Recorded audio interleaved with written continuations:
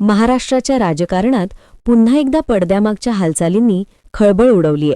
कारण एका कथित गुप्त भेटीची चर्चा जोर धरताना दिसतीये आणि या चर्चेच्या केंद्रस्थानी आहेत सुनेत्रा पवार आणि सुनील तटकरे. ही भेट नेमकी झाली का? झाली असेल तर कुठे? आणि सर्वात महत्त्वाचं म्हणजे या भेटीमागचा खरा उद्देश काय? सध्या राजकीय वर्तुळात यावरच चर्चा रंगलीय. सूत्रांच्या दाव्यानुसार ही भेट अत्यंत गोपनीय पद्धतीनं पार पडल्याचं सांगितलं जातंय. मात्र याबाबत कोणतीही अधिकृत पुष्टी समोर आलेली नाही आणि म्हणूनच या चर्चांकडे तथ्य आणि अंदाज यांच्या सीमारेषेवरून पाहणं महत्त्वाचं ठरतं. काही राजकीय विश्लेषकांच्या मते राज्यातील सध्याच्या बदलत्या समीकरणांच्या पार्श्वभूमीवर विविध नेत्यांमध्ये अनौपचारिक संवाद होणं ही नवी गोष्ट नाही. विशेषतः निवडणुका, आघाड्या किंवा स्थानिक स्वराज्य संस्थांच्या सत्ता समीकरणांपूर्वी अशा भेटी घडत असतात. त्यामुळेच या कथित भेटीचा संदर्भही त्या व्यापक राजकीय प्रक्रियेतून समजून घ्यावा लागतो. दुसरीकडे काहींचं मत आहे की या चर्चांना अनावश्यक रंग दिला जातोय आणि ठोस पुराव्याशिवाय निष्कर्ष काढणं योग्य नाही. कारण अधिकृत विधान, विश्वसनीय कागदपत्र किंवा पुष्टी नसताना अशा बातम्या केवळ अटकळी ठरतात. तरीही या चर्चेमुळे एक गोष्ट नक्की स्पष्ट होते: महाराष्ट्राचं राजकारण सध्या अत्यंत गतिमान आहे. प्रत्येक पक्ष आपली रणनीती आखत आहे आणि प्रत्येक नेता पुढील राजकीय टप्प्यासाठी तयारी करत आहे. त्यामुळे पडद्यामागील संवाद, समन्वय आणि हालचाली वाढणं स्वाभाविक आहे.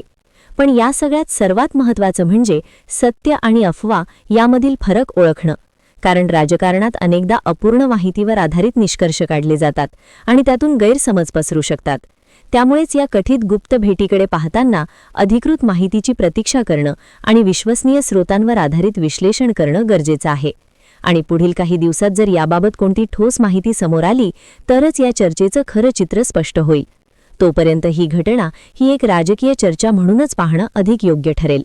या कथित गुप्त भेटीच्या चर्चेनंतर दुसऱ्या टप्प्यात काही अधिक संदर्भ आणि राजकीय गणित समोर येताना दिसते. कारण सुनेत्रा पवार आणि सुनील तटकरे हे दोघेही वेगवेगळ्या राजकीय भूमिकांमध्ये सक्रिय असून त्यांचा प्रभाव विशिष्ट प्रदेशांमध्ये मजबूत मानला जातो. विशेषतः रायगड, कोकण आणि पश्चिम महाराष्ट्रात पक्ष संघटना, स्थानिक नेतृत्व आणि निवडणूक रणनीती यामध्ये त्यांची भूमिका महत्त्वाची राहिली आहे. त्यामुळेच त्यांच्या कोणत्याही संभाव्य भेटीकडे केवळ व्यक्तिगत संवाद म्हणून पाहिलं जात नाही, तर व्यापक राजकीय संदर्भात त्याचं विश्लेषण केलं जातं. काही विश्लेषकांच्या मते सध्याच्या महायुती आणि विरोधी आघाड्यांमधील बदलत्या समीकरणांच्या पार्श्वभूमीवर विविध नेत्यांमध्ये अनौपचारिक संवाद वाढणं ही नैसर्गिक प्रक्रिया आहे. विशेषतः स्थानिक स्वराज्य संस्था, जिल्हा परिषदा, नगरपालिका आणि आगामी निवडणुकांच्या दृष्टीनं रणनीती आखताना अशा चर्चा होऊ शकतात. मात्र इथे एक महत्त्वाची बाब लक्षात घेणं गरजेचे आहे. या भेटीबाबत अजूनही कोणतीही अधिकृत पुष्टी उपलब्ध नाही. त्यामुळे गुप्त भेट हा दावा सध्या केवळ राजकीय चर्चांपुरताच मर्यादित आहे. दुसरीकडे काही सूत्रांचं म्हणणं आहे की या चर्चांमागे राजकीय संदेश देण्याचा प्रयत्नही असू शकतो.